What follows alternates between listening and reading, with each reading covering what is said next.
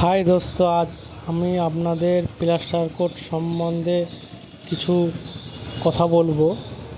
আপনারা plaster coat কী কাজে ব্যবহার করবেন, কীভাবে ব্যবহার করবেন এবং দেয়ালে কীভাবে লাগানো যায়, সব আমি আপনাদের এখানে শেখাবো।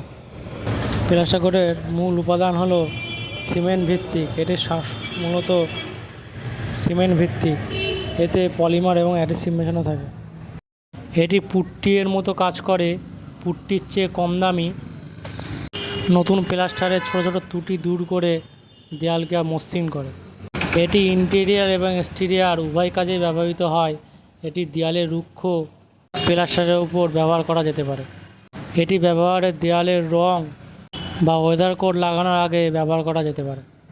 একটি মসৃণ বেস তৈরি করে, খুব সুন্দর ফিনিশিং দেয়।